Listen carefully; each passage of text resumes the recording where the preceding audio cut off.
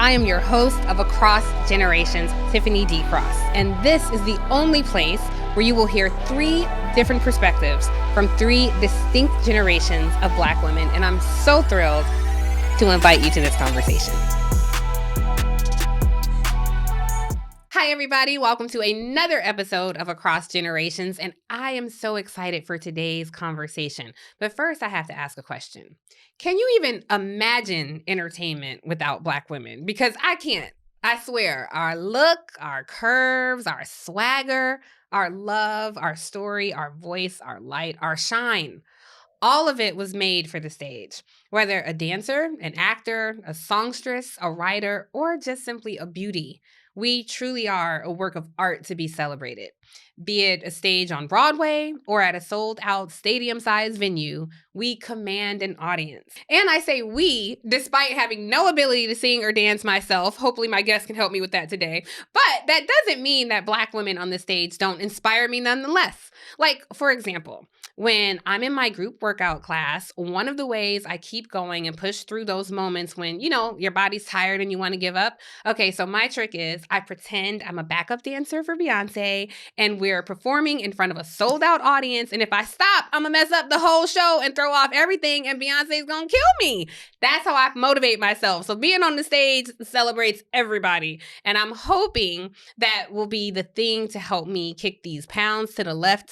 You know what I'm talking about. Anyway, it's not just big concert venues. I have also had some amazing Broadway experiences. Like, how many of you out there enjoy the theater? When I was a little girl, I remember adults talking about Dreamgirls on Broadway, and someone who was in heavy rotation in my house from my mother's collection was definitely Melba Moore. What I didn't know at that time was that Mrs. Moore actually had a full career on Broadway before she ever belted out a tune on vinyl. If you don't know what vinyl is, kids, Google it. So why am I talking about Melba Moore and Beyonce dancers? Well, because both are here to talk about Black women on the stage across generations, and they join me now. Okay, first we have with us the legendary Melba Moore. With over 5 decades in the spotlight, Miss Moore is a Tony Award-winning actress and Grammy-nominated singer whose groundbreaking work on Broadway and soulful hits have left a lasting impact. Her journey is a testament to perseverance and timeless talent. Also joining us is the dynamic Omari the Monster Marshall, honey. You know Amari. She's known for her extraordinary strength and relentless drive. Amari has earned her nickname through incredible achievements. Her story of breaking boundaries and overcoming obstacles is a powerful inspiration to women everywhere, especially me. In this episode, we're going to explore their unique journeys, the challenges they faced, and the wisdom they bring from different generations. Get ready for a conversation full of empowerment and inspiration with Melba Moore and Amari the Monster Marshall. Welcome, ladies! I'm so excited you guys are here. Hello. I'm so excited. Legendary. I don't like both sides Amari's of my brain going to dance with her shoulders. Come I on. hope so. I asked give a Amari to little teach me how to dance. Guys, I don't fit the stereotype. We're Everybody gonna thinks get all it black people together. can We're gonna get it Everybody together. thinks all black people All can black dance. people can dance. That's what I said. But you know what? The other DNA got too much in the ancestors because I can do my good like sway 1-2 step, but that's about it. I'm not going to embarrass myself by trying to dance today. It's gonna. We'll work on it. We'll work on it. Yeah. I want to start with you, Mrs. Moore. First Okay. of all, my mom would be so thrilled to know I'm talking. I didn't tell her, so after the show, we'll take a selfie so she'll believe me. But it's so curious because, like I said, when I came up, you weren't really on Broadway anymore. You were doing albums and a singer. So I knew you as a singer, but you actually Did had you a know career. that I was a teacher? I did not know that. Wow. See there? Okay, well, fill me No, in. go Tell ahead. me how you went from teaching to Broadway to singing to putting out albums. Well, let me start at the beginning without going through all of the details. First of all, New York is my home. I was born here. So New York is my DNA. I love it. My mother was a single parent. She was a singer. So that's in my DNA. Wow. My natural father did not marry my mother, but he was a very famous big band leader. His name is Teddy Hill. You can Google him. But his most, I guess, notorious thing was running Minton's Playhouse, which still exists. Yes, I've been to Mittens. Yeah. Oh, that's amazing. So that's who I really am. I had no idea. I mean, how I started. So for the folks who are tuning in, Mittens is legendary in Harlem. Like it's a place Always for has, people to not go. always has been, but Wait, tell me I'm from Florida. because well, Mittens is like a mecca for all of the jazz greats. Okay. And back in my father's time, Teddy Hill, they were innovators. They started the jazz movement or the modern jazz movement. Wow.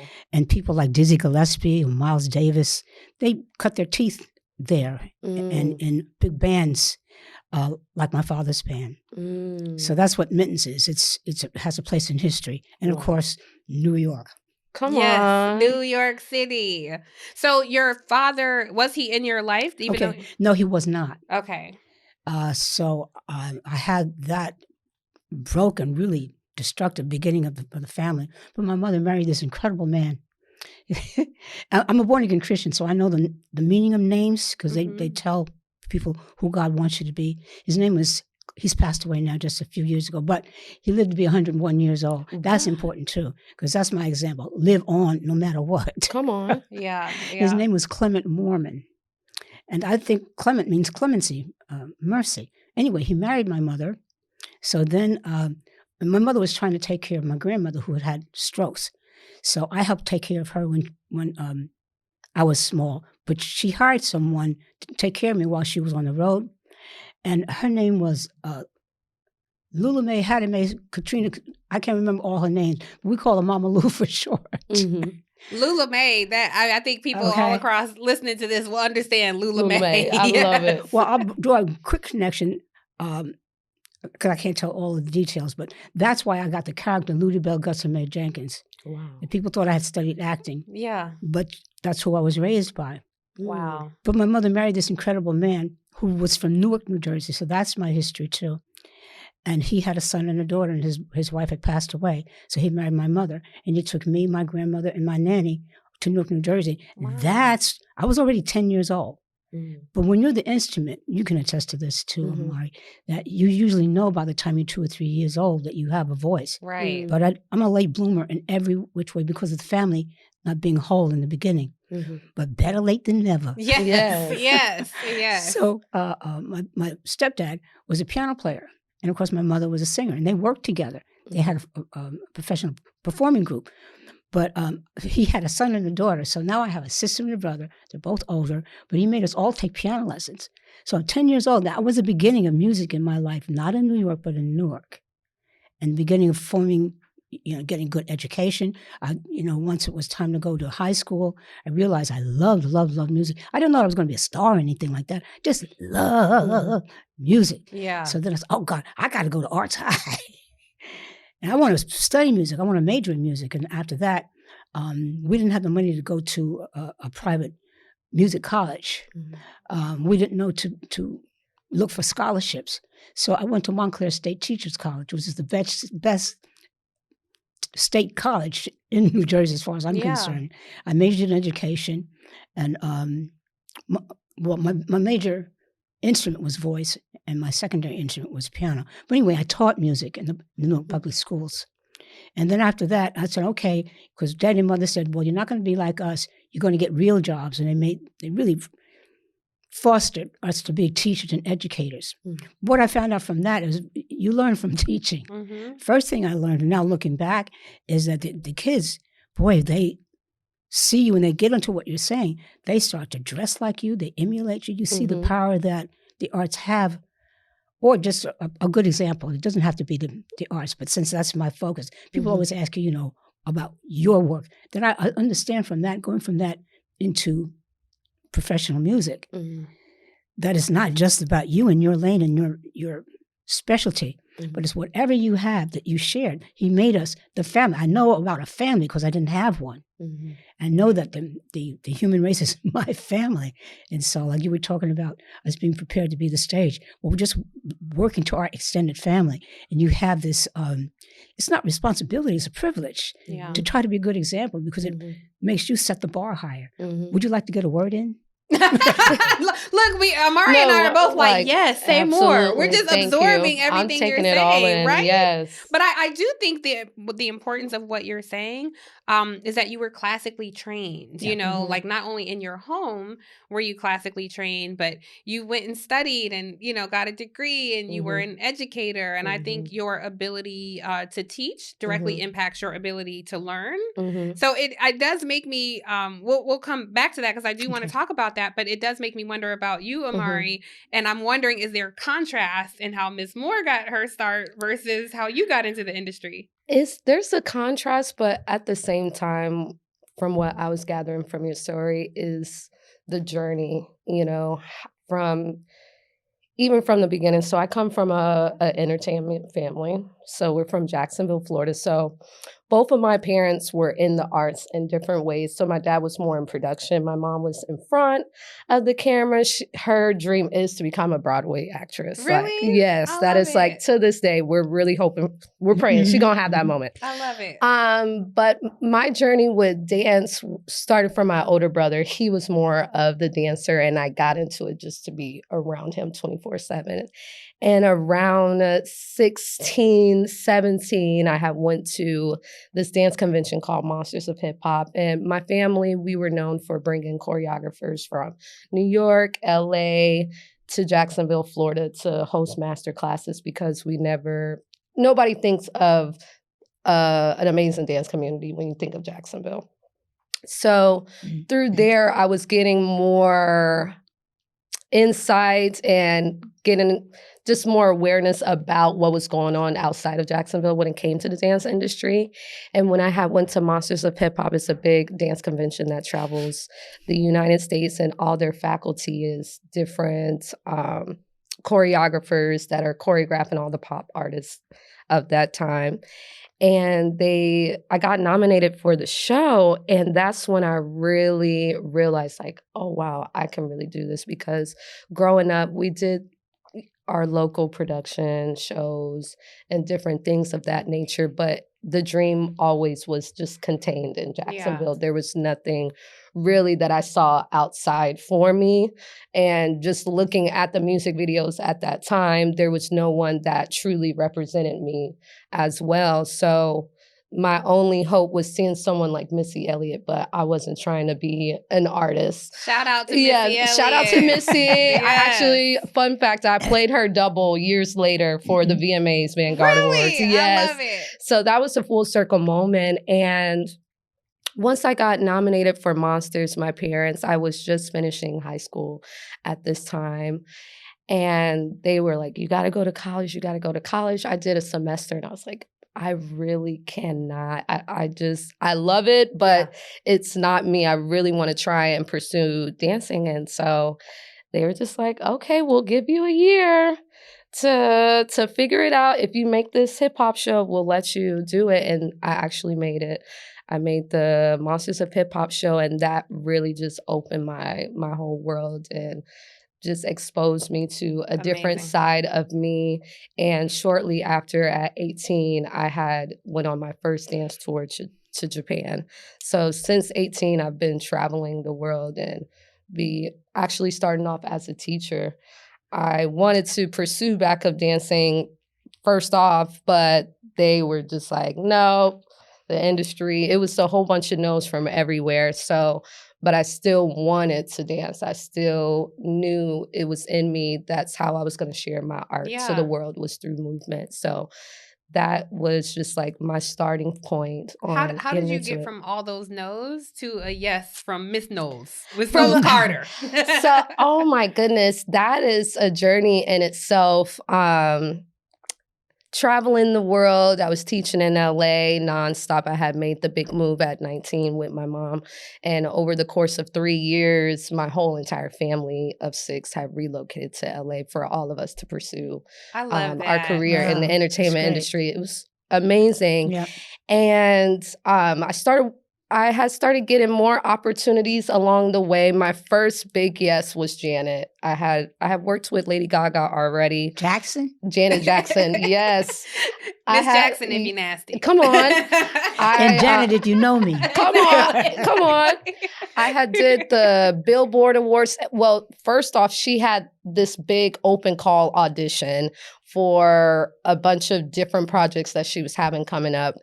And I was nervous out of my Shaking. life. Yeah, I was shaking. But backtrack, I had did Coachella. It was a similar situation. I found out about the audition. Me and my sister had found out, and we begged our agents. We were like, get us in the room. I don't care what you do. God, you had agents. Right. I was thinking about that. Yeah. Well, that's that 'cause that's family different. support and structure too. Did you have an agent when you started out? I had a Tony and I still didn't have an agent. Wow. So I didn't know business, and our family was, my parents were artists. Yeah. And so they were always trying to, and they worked together. So I don't remember them having agents. It's probably the example that I had. We go figure out some kind of way to do it. I'm sorry, go tell your story. No, I was going to say, I honestly, now I don't have an agent. I have my mom. She manages me, my momager. A momager. She's been there since the beginning. Like, I really owe it to her for helping build my brand as Amari Monster. Like, even though she didn't have the opportunities that we had younger coming up in the arts, I just appreciated that both her and my dad, they went and found the knowledge. Like, they really went out of their way to really truly help us grow in this industry. And but before that, leading up to be Coachella, I was still teaching nonstop, so I was getting my reputation as a teacher and a choreographer was growing, but I still was getting no's. And when we found out about this audition for Coachella, we were all big and bad. I was like, we're going no matter what, da-da-da. It's time to get in the Uber, and I completely freeze. I was just like, I don't think I can take the humiliation. Before you tried? Before I even tried it. My sister, I would say my little sister, Jure, shout out to her. We actually did Coachella together. She has always been like, Amari, if it's not you, who else? We have to do it. This is our moment. Yeah. And to be clear, this is Beyonce Coachella, or this is Beyonce Coachella. Oh, wow. Yes. So I did Coachella first, and then I did Janet. And they were both back to back. And I'm so happy that I went. There was just something that just came over us. God literally just gave us strength and was just like, you have to finish it. No matter what, you don't know. So you went to see her show, or you went to perform in her show? I performed in her show. The Coachella show? Yeah, I'm talking about us leading up to the audition. She's talking about the audition. Yeah, I'm talking about the audition. Okay, we went. The audition was fire. We just showed up and showed out. You know what fire is, right? Yeah. Yeah. I'm not that bad, Ms. Moore. No. I know something. I might not have it, but I know what I am. You got it. Yes. So I feel like after that, do you know we did the whole thing, but Baby Boy was the two thick girls that had did the Baby Boy. Yes. That's me and my little sister. Oh my God. Do you know I literally work out to that? I put it on it's on Netflix. I put it on, and that is how I get through 4 miles on the treadmill. Come on. And because I have no rhythm, when I see all of you all dancing, I'm just on there like burning through that sweat. Like I could do it. I could do it because I'm pretending that I'm dancing with you all. I love it. So thank you for the few pounds I have lost. Come on. You have helped me. Thank you, and Miss B. No, shout out to and the choreographer. Baby Boy is a big, like I know that whole thing. We gotta do it together. I know it from eyes. My body says no, ma'am. Okay, we'll take it nice and slow. No, it's just that's what all of that. I needed to do that because it's moments like this that make it all worth it. Yeah. And after that, there was just like a newfound confidence that just exploded inside of me. And literally, I feel every audition after that, I walked into the room with just a confidence of, honestly, you won't break my soul. Yeah, but I don't care what you guys... You didn't get scared anymore? Yeah, how'd you get over Didn't you do it in spite of it? Or what?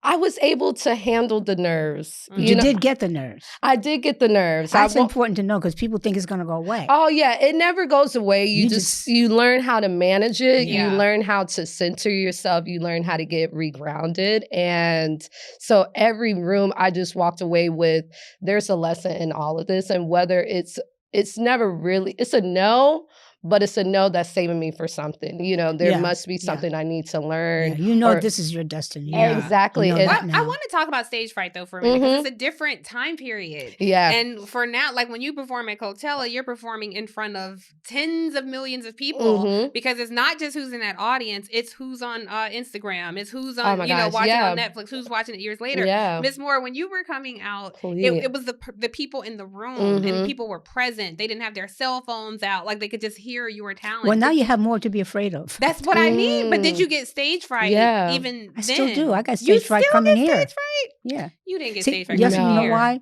Because I know this is not a music show, but I want to sing for you because that's.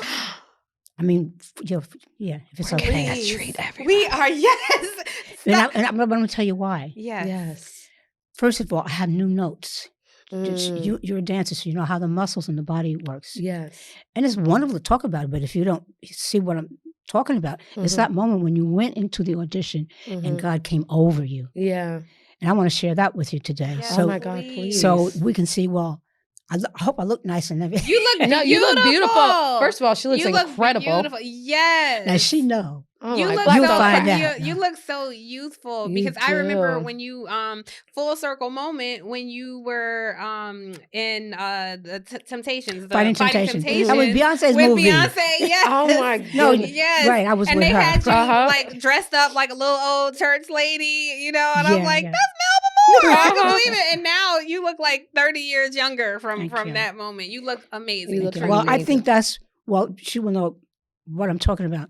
When you do use that as God's gifts and you really follow and you become a disciple, He keeps recalibrating Yeah. each day. But it's a journey, and you have to stay with it. It has to be your lifestyle. Yeah. So that's what I think I'm here to prove, that, you know, He wants not only to live, but to have a quality of life. But it's not for you, it's for you to give away. Right, right. Then you get to do it. You know? Yes. How do you, first of all, the fact that you're willing to sing, I just want to thank you in advance. So sweet. I was not expecting that. But how did you in those days, like what is the stage fright? Is it like, do you freeze? Do you have butterflies? Is it? Whatever your gift is, that goes away. So you literally like she would be afraid her knees would go or something. Ah. Or whatever weak point that she has, that she knows, you start thinking about, Yes, yeah. Am I going to remember the lyrics? Did you ever forget your lyrics? Maybe once or twice, but it's been such a phobia with me. Yeah. What happens is you focus on it and you It know makes it that bigger. before the show, people can't talk to you and do all that. You got to get away Yeah. and find out what your weak points are, because they're real ones. Yeah. That's why the phobia keeps coming back. And no matter, well, a phobia is a fake fear. This is a real one. Yeah. How That's did you real. get back recentered, you know, when facing those moments of the nerves and, you know, facing the phobia? Like, what brought you back? I think losing my whole life, losing my daughter, losing my family, losing my career, being homeless, Oh my God. being out on the street with my little suitcase and that's it. That's when I realized I had to get a suitcase with wheels so I could keep moving. And realizing that what my mother gave me was Christianity. I went to Catholic school. We were christened and baptized as babies. That's real. It stays with you. All these years later, I can tell you, and of course now I can be the proof of it. And when the things fell apart, I said, what's wrong? And you find out what's wrong. And Jesus is missing. I said, well, where's that? And I'm raised Catholic. I'm saying, where's Jesus? Obviously, I had lost him. Yeah. And so I started reading books. And, well, first of all, I have to give thanks to a gentleman by the name of Michael Matthews. He started the traveling gospel musical comedies that Tyler Perry has taken it, made it into a multi-billion-dollar entertainment industry. But it's family-centered. It's God-centered. So it's not, it's for everybody, but it's not secular-centered. His name was Michael Matthews, and I was just about to get evicted. Do you know where Central Park South is? Of course. That's where I used to live. Okay? Wow. I got evicted from there. But how, Mrs. Moore? Like, I think people would be curious about how the industry is. You were successful on Broadway. You had successful albums. Like, how do you go from that to losing everything? My manager husband, behind my back, forged my name on divorce documents, divorced me, Oh my gosh. and signed all of our business and marital assets over to himself. Whoa. Wow. A member of his family told me about it. That's how I found out about it. I was able to get attorneys and find out what happened.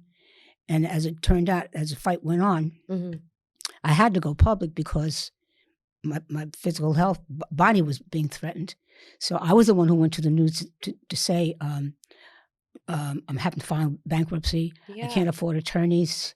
I couldn't really represent. And then he was suing me, to try to say that it wasn't true. And I didn't have attorneys. So I had to do what I guess Martin Luther King called civil disobedience to get the press to pay attention. Yeah. And finally the judge said, I'm sick of you all coming in front of me. So he says, well, you're in contempt of court. And I said, yeah. He said, well, why are you doing this? That's because he's taken everything. I can't even afford attorneys. I'm going to family court because it doesn't cost you anything. And I'm going to the press because I'm afraid I'm going to wind up in an alley somewhere and somebody's going to be told that I was a crack addict. Right. And that's what's going to be my legacy. Yeah. And I got this job on the road with Michael Matthews.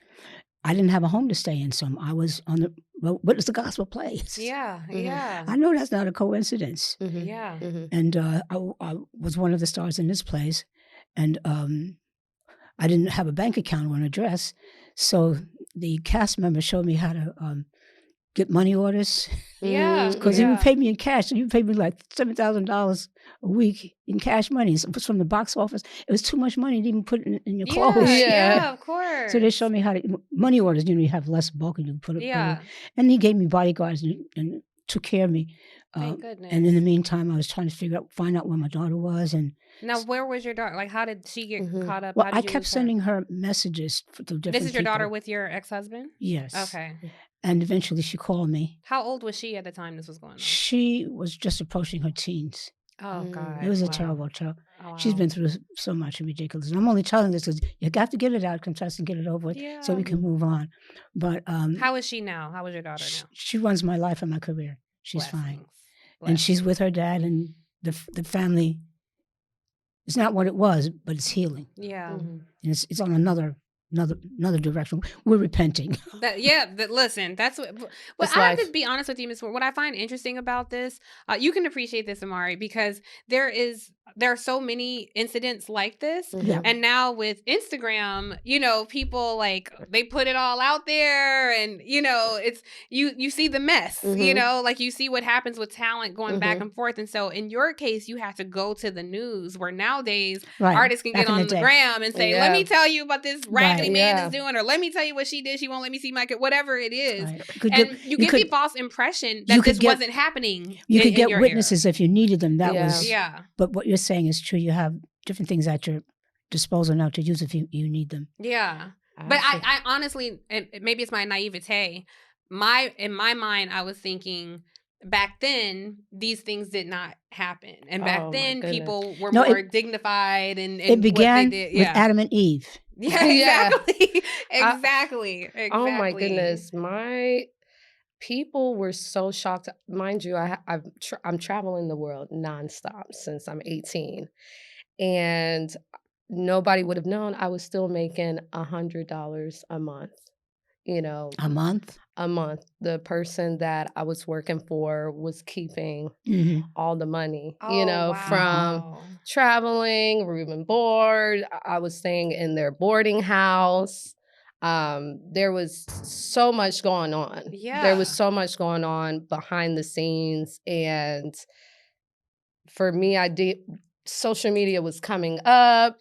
And it's just like little old me, nobody's gonna listen to me, nobody's gonna believe me. And it took a lot until I was able to really be able to stand on my 2 feet without this person. Yeah. But there's so many struggles. I think me and my mom lived in every part of Los Angeles before we were able to get our own studio apartment in LA. And it was a family of 6 living in a studio. There's one room. Yes. One room, and it had a little kitchenette with my 4 other, my dad and my 3 other siblings. Right.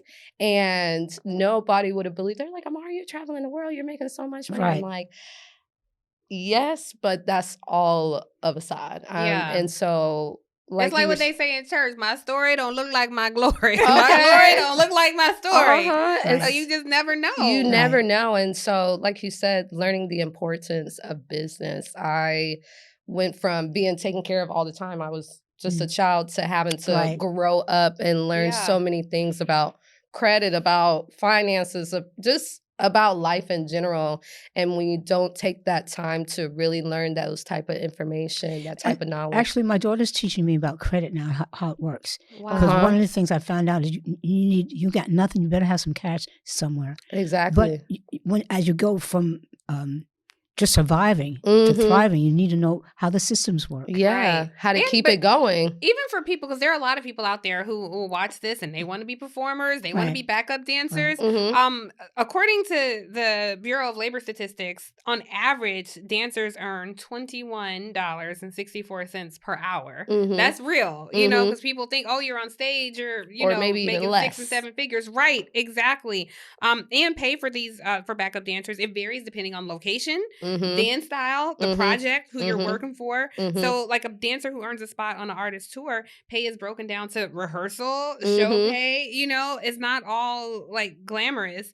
And between 2022 and 2023, the profession grew by 5%. So now it's more competitive. You know, there are people, and it's It like you have has to to be. love it. You have to You have love to it have a to do passion. it, Yeah. right? Because if you're doing it for money or fame, No, no. it's Oh, going to yeah. impact, Yeah. you know, what I you're. mean, the offering moment you get world. scared, you say no. Yeah, exactly. It's- Exactly. This is 15 years of hard work and perseverance to now be at a place where I feel okay financially. I know how to take care of my money. I know Yeah. how to Yeah. budget. I know what I should be spending money on, what I shouldn't, and that's after a lot of bad situations where I Right. was getting a big check and then in less than 3 days, 5 days, it's gone. Because I just want to say, so the bad times are important. yes, Why though? Why do you think the need bad that. times You are tell important? us. I would say just for me, it's helped me grow and just mature in a lot of ways Mhm. because if you don't have those bad times, you're not really learning anything. You're Yeah. not learning from your mistakes. It helps you grow. And it just opens your eyes to a lot of different things. And like you said, to be able to help others in the Right. future, like, Right. hey, this is what I went through. And there really are some things that we should, if we can, avoid, you know. Yeah. And if I can Absolutely. help you, give you some advice. Right. So, because everybody has their journey, everybody has their hard times, trials Right. and tribulations. Right. But You're going to get that. yeah, you're Go going to ahead. get it no matter what. But to have some advice from someone who's already been there, Right. Yeah. when you are presented with that situation, you have somewhat of what to do. And that's called maturity. Yeah. I'm navigating that because I'm not on stage like you beautiful Well, but talents. you have your challenge. I'm in front of a camera. And you talk. And I God. talk. Yeah, Yes, I'm like, I that's talk. That means the awesome. brain has to be functioning. Yeah. This is I mean, all all true. I mean, for long periods of time. Yeah, that is true. You have to be a quick thinker, especially doing live television. And I think you are the type of person, because you do it and it's natural for you, you don't think it's a talent or it's that big a deal, but it is. It You is. see Thank you. somebody Yeah. who doesn't have the stamina or who doesn't have the brain articulation or doesn't have the interest, you'll see the difference that you're gifted. I've seen. She's like, I But know. thank you. I truly appreciate that. I think the commonality that we have, for me, that I have angst about is you succeed or you fail publicly. Right. And I Right. have such angst about that. It's Right. like when you go out there and you put Right. your baby, your talent, whatever in front of the Right. world, and when it doesn't work, it is like the weight of it all. Absolutely. And then there, You have the internet now, so it will come back to you. the press and the hashtags and the comments, and people have opinions and don't understand the industry Oh my and goodness. speak about you to the press with certainty, and they don't know you or declare things, and it's or people who you thought were friends who are now, talking to people negatively, Frenemies, and yeah. yes, and it's like devastating to go through that. And I think it's a contrast about you now with social media, you then having your spouse. But now know, I got do you. social media too. Come Yes, on, let ma'am. us Yes, know. ma'am. I you don't do it do. though. Somebody does. That's okay, It's but people okay. want to see you. It's a way to Right, connect. and you need to You know. need to have it. So if you can't do it, then you get some help. Yeah, I have help. I have help I with have social help media. too this summer. Yeah, I have help with social media. So before we get to Miss Moore singing, we do a segment on this show, The Streets Are Talking, and it's Okay. like whatever a current topic is. I like having these classic conversations. Okay. But we want the younger folk to watch too, so we try to I'm like pick a crying. pop culture segment to talk Okay. about. And one thing that a lot of people were talking about was that Netflix documentary. Which one? The one with the kids. 7M? Which No, one? it's Quiet on the Set. Is it Quiet on Set or Quiet on the Set? Nickelodeon. Yes, The Nickelodeon yes. one. And it was like the kids talking about what they went through being kids in show business. And there were accusations of abuse and like mismanagement, all things that you guys have talked about. And so I know that you worked with Blue Ivy. That everybody was so. First of all, that's our niece. Everybody claims Blue Ivy as their own. Like we grew up with her. We watched her born, and she has blossomed into such a lovely young lady. Absolutely. But I just thought it was interesting with some of the accusations made on this.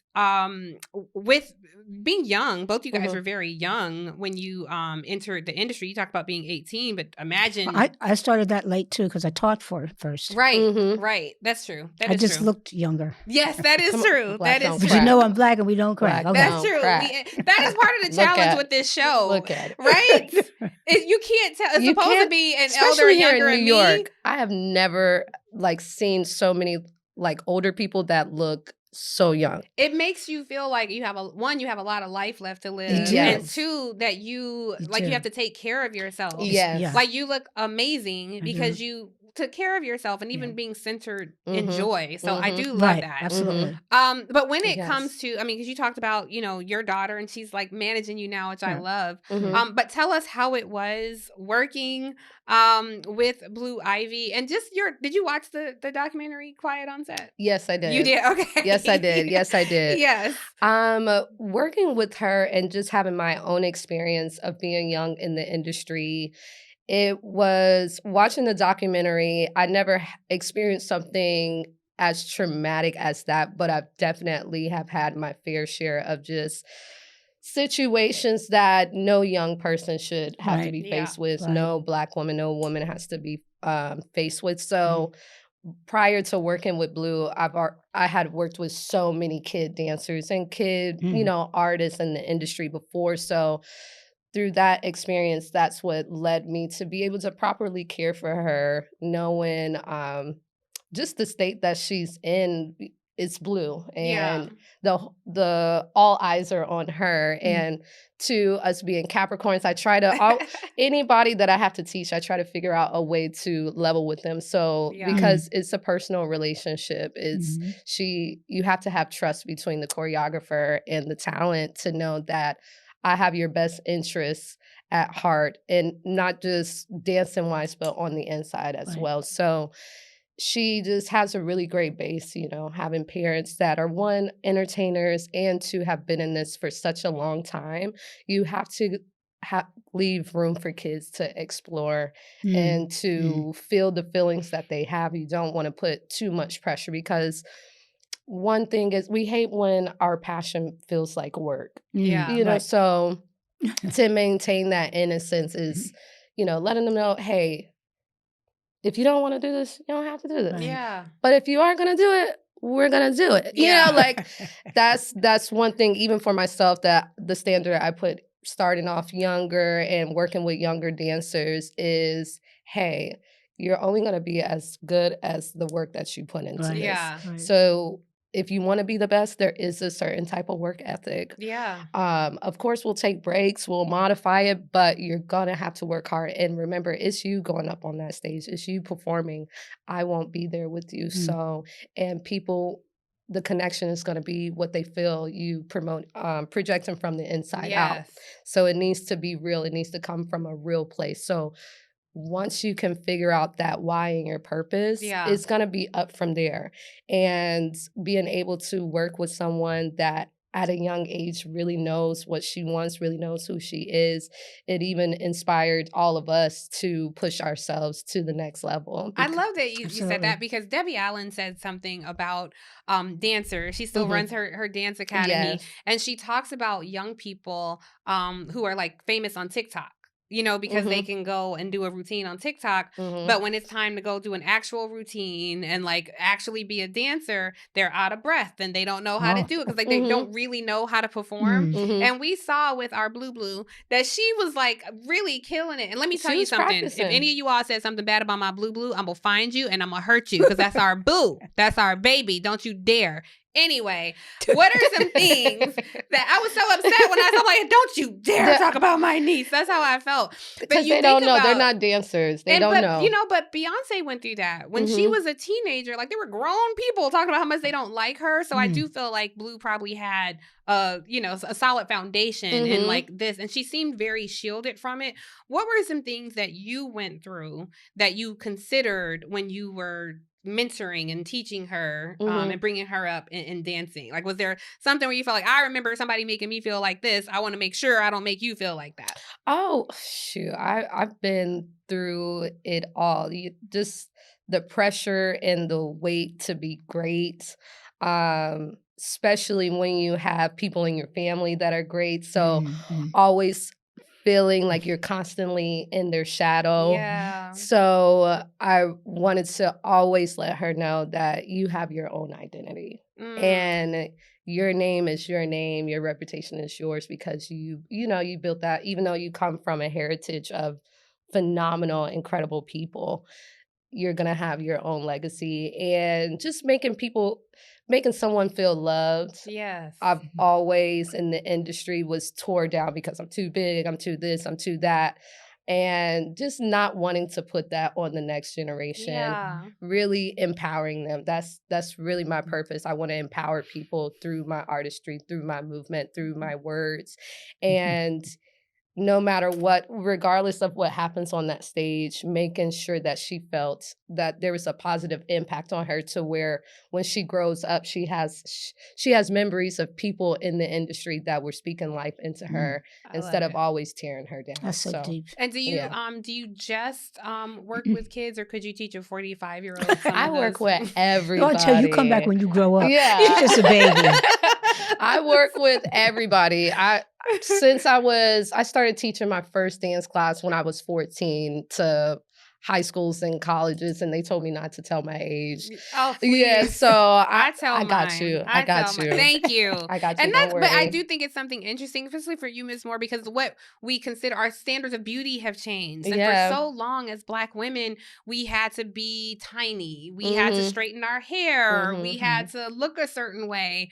And you are coming in here with, your full outfit, your legs out. I want my shoes back and those rings back after this interview. But just like in all your beauty, all your fullness. And I just think it's so important, like the message that we're sending to people coming up now. And it's like, look at all of us here. We all deserve to see ourselves reflected, to know, a backup dancer before was it was completely different. Shout out to Rhapsody James, Shonique Seed, different Black women in the industry that look like me. It was very few at that time, but I'm just really privileged and honored to continue that journey, this pathway for other dancers that look like us that are coming up after us, because there's dances in everyone, and there's some people where it's our calling, and when you look at Black people, we all come in different shapes and sizes, and so dances, so it was very important for me. God really let me know. He's like, Amari, you're really this is your pathway. And so you have to do this, because now being able to go into different classes and different rooms and to see so many plus size dancers that just by seeing me, it gave them the courage just to come. And dance is therapy. Yeah. Did you have backup dancers? I don't have them yet. I'm working toward that. But I'm serious though. But when you sang, were there backup there, or was it? I never got to that point. I'm still developing. Okay. But this is why I have the heart of a dancer. That's movement. It's healing in the body. It's refreshing. It's getting oxygen and all the other nutrients that it's nutrition. Yeah. It's the Spirit of God upon you. So I didn't mean that you're a professional dancer, but everybody is a dancer. I love that. But even in like your own success, well, being on Broadway, you were Tony Award winning actress in Pearly. You roll your eyes at a Tony Award. No, I was learning on the job. That's all I'm saying. Yeah. So you're a dancer. Yes. Yeah. Well, that's true. That's true. But how? Like, what is the biggest change? Because to me, the commonality, you both were true to your craft. You were dedicated. Even when you were teaching, you had a calling. I'm trying to say to you, if nobody tells you this, I'm telling you now, you're a dancer. We see the beautiful movement, the athletics, the acrobatics that people do. And we say, oh, that's not. Have you noticed major changes, like from your generation to my generation, when it comes to the entertainment industry? Is it still the same, or how is it for you looking at how things have evolved throughout the years? I think I'm always trying to view it from God's perspective. He doesn't change, so it hasn't changed, and He's in charge. And I remember being from an entertainment family, somebody always saying every 10 years or so, oh, that'll never last. Because they didn't realize that God is always doing something new. Come on. So from my perspective, it hasn't changed. We're still people. We still have these opportunities until He comes back to work out these differences and see how we can become more of a humane and more of a family, which is what always happens when we get into any situation with someone else, because that's how He created it. And we need to keep going back to, well, how was it before Adam and Eve fell? And we had this relationship with you. We have that now, I think, through Christianity. And so that's why I'm saying what I'm saying. But He keeps recalibrating. He's taking out the garbage and the things that don't matter and keeps giving us the harder things that unite us so that we can enjoy the changes. Yes, it changes, but that's not important if the heart of it is still intact. It shouldn't change. It should always remain open and loving and striving to be humane. I think that's what I'm trying to say. I hear that and I receive that, but you say He's always taking out the garbage. It doesn't always feel that way as a consumer, you know? No.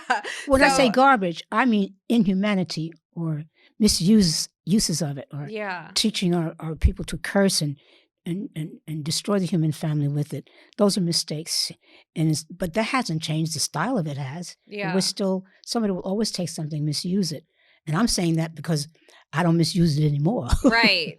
But when you were performing, like there weren't things like auto-tune. There, like you had to know how to sing. AI. Right. Exactly. Even with AI, like how that's impacting the industry. They're also, like, you stood on stage and people saw you. Now people want a full Beyonce production in concerts, but you stood on that stage. And Beyonce certainly is able to stand on the stage alone and command the audience. That was the routine for you. Like you stood on well, but I can't do what Beyonce does, and I still want to sing now. But that's why I guess I want to be a dancer, so I say everybody's a dancer. Yes, I love that you say that to me. We're going to see. But it makes me, because I practice and take dance classes and stuff, I can sit up, I can sing, I can do a lot of things, and so I have the dancer spirit and soul and heart. I love it. But I can't dance. Yes. You can. You said everybody's a dancer, so you can dance. Well, but I can walk. Come on. For me, that's dancing, honey. Come on. That's true. That is true. And I can walk to a beat. And a lot of Black women got a mean walk. So I think that counts. That counts. But that's dancing. Yeah. As Stevie Wonder might say, dancing in the key of life, honey. Dancing in the key of life. Yes. Well, that's what I mean by dancing. Yes, I understand. And I because I did study dance a lot and I loved it so much, because I studied voice and all of that, the different ways that the stamina has to work. Dancers breathe totally different than singers do. Most singers are really good. They have a little pot belly because we have to breathe. Breathe out. They have to hold. I mean, now I kind of have a combination of both, but it's only because of thinking as an athlete and as a dancer. Yeah. But I do that because my voice was so small and so weak. You do not have a weak voice. No, I don't anymore. That's what I'm trying to say. I see. You got to build it, strengthen the lungs. And when you're talking about as a dance captain and a dance instructor, you're talking about rehearsing, working, learning, doing this, making it a part of your lifestyle so that you become something. Yeah. You may not be a dancer, but you be something better than you was. Right. Is there anybody out now, any artist that you consume now that you like this one gets it, or this is like such a talent? Can I tell you something? The talent is so profuse. Wow. As an elder person looking at what's out here, Mm-hmm. I said, well, where did that one come from? Yeah. Oh. Yeah. And then you think, I got to sing up against that.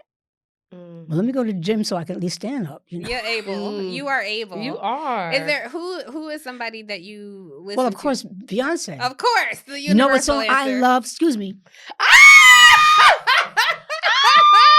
I like to make them holler. Okay? Did we get that? You make Did them we get holler. Did we get? I did not see that. You Don't are make a me. dancer. Don't make me join you. Right? Right? About to turn into another show. Don't make me try to join because it would Did it you would be see a that? disaster. Let me tell you about That is amazing. I can't She do was that. busted out that I can't do leg. that. Yes, That's I flexibility. can't get my leg that high. I'd be married if I could. And she didn't even lean back. She just said, bow. Okay. But you know you can't do that if you don't do it every day. Oh, Good point. Mrs. Good Moore, point. what is going on? Oh. But I wanted to tell you Yeah. Mm-hmm. what my favorite Beyonce song Tell was. us. Yes. He puts my love on top. You know why? Yes. Oh, I love that. Because she one. keeps modulating higher and higher and higher Yes. and higher. I don't know. How And to she's sing not singing alone. She's belting. Yeah. That's a vocal athlete. Mm-hmm. That's somebody to be admired and studied. Mm-hmm. Plus, she's tall and make everybody look short and ugly. Tell me about it. I'm 5'2". I just Well, got the heels on right now. You Come on, the yeah. tallest one on In my set. heart, Yeah. I'm 5'6", you know, Exactly. 5'7". I say my attitude 6'1". Come Yes, on. absolutely. Attitude Yeah. is all, Come everything. on. Exactly. Come That's on. what counts. Oh, that was good. I wanted to ask you something really quick. Yes, ma'am. I have a question for you, but was there something, a specific example that you went through that changed you, where you said this doesn't feel right, or this feels like abuse, or this feels like mismanagement, and now that you're older, you know to look out for, you know, or you wanted to keep this from people that you worked with? Well, traveling abroad at a young age, I was definitely faced with a lot from the hosts that were bringing me. We would have to have this uncomfortable conversation saying that, hey, we're trying to pitch you to different dance studios out here, but they don't believe that you're a dancer because you're plus.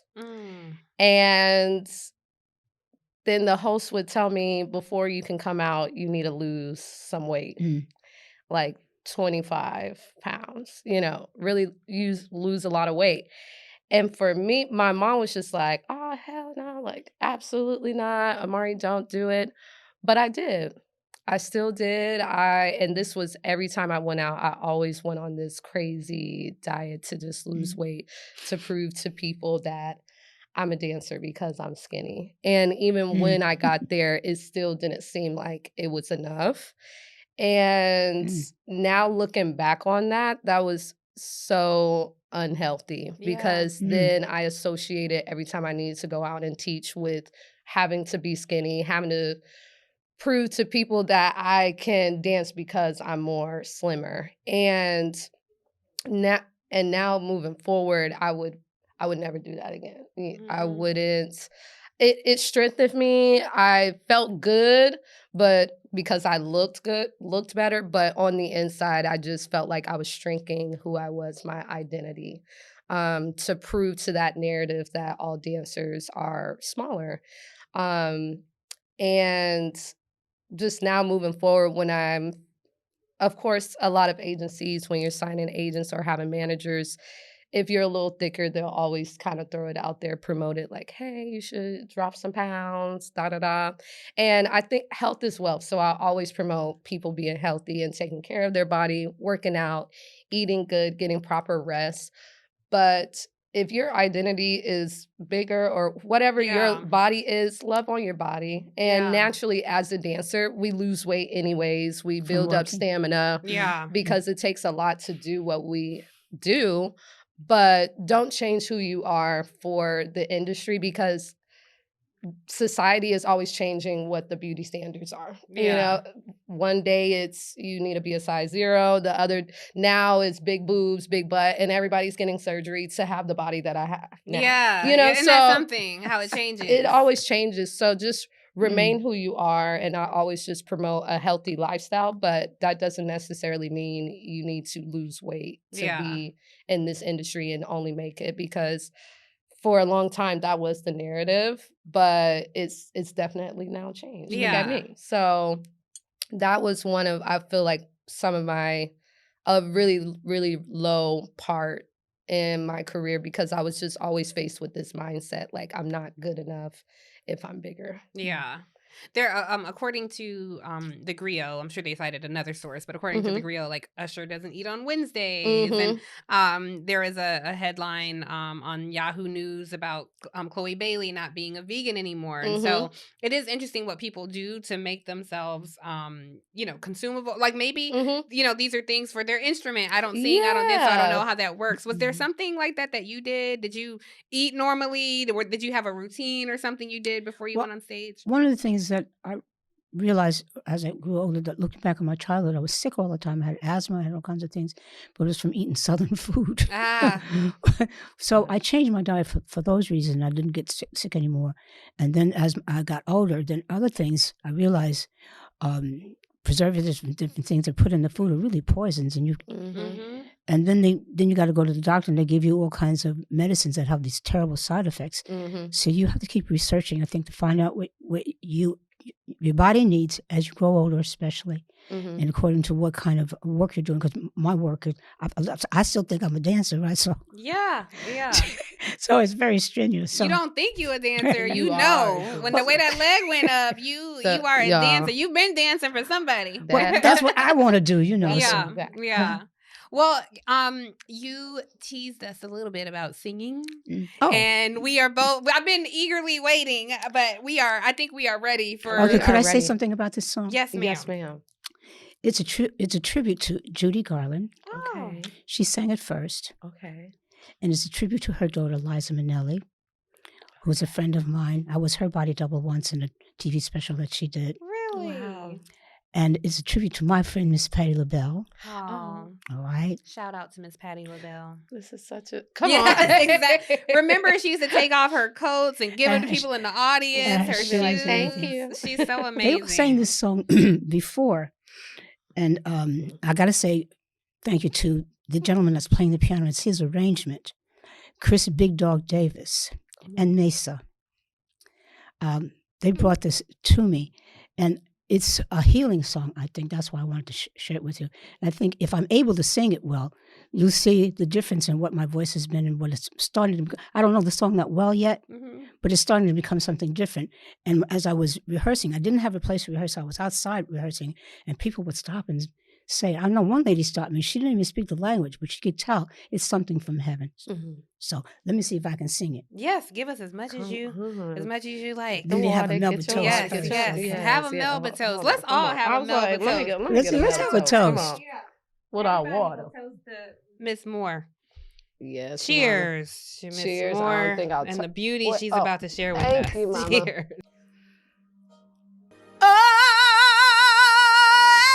Oh, somewhere over the rainbow, way up high, there's a land that I heard of once in a lullaby. I could hold it longer. Yeah! Oh my goodness! You better perform. Those vocal cords. Come on. I said, ooh, Amazing. okay. Amazing. I know Miss that's Moore. right. We're so blessed to have a live, living legend Yes. belt out tunes for us. I said, wait till I learn the song. It's new. Yeah. Well, It's new, amazing. baby. But some of the high Amazing. notes are new. That I know weren't there that's before. right. This was, I It's like have new to say, muscles. yes. I have to say, this is one of my favorite conversations. Yeah. Truly, I'm just so honored by That you was both. so great. I think Thank it's so you. interesting hearing your perspective from the industry now to your And we by you. perspective. Thank you. And Come how on. you've changed, and you seem very Yeah. centered, Ms. Moore. Like I feel your spirit, your calmness, the Yes. lessons you've learned, Oh the my lessons gosh. you've learned and are still learning and Mhm. passing along.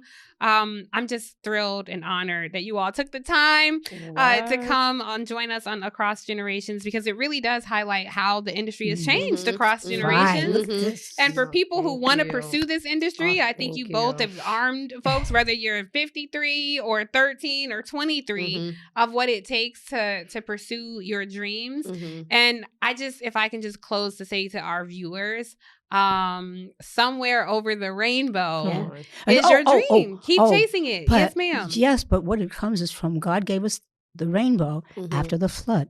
Mm. That's the source of it. I love that. I love that. So if you were in the middle of a storm or a flood, somewhere Keep over the going. rainbow awaits a better tomorrow. Absolutely. on. He Yeah. said it, so it's true. Yeah, Yes. we better not get nothing started up in here with the Holy Ghost. So I thank love you, me some ladies, Jesus. both. I thank you both. This has Thank been you. amazing. Oh my I really gosh. appreciate you both, and thank you guys for tuning into this episode. Drop a comment, leave a review, let us know what you thought, and you're welcome for that beautiful performance that you Come got for free. And on. thank you, From a living Courtney. legend. Yes. And Thank you, Courtney, our Courtney. Shout out. producer who's off camera, who played the track for Miss Moore. So thank you guys so Cheers. much for tuning in. Cheers to you all, and we'll see you on the next episode of See Across ya. Generations.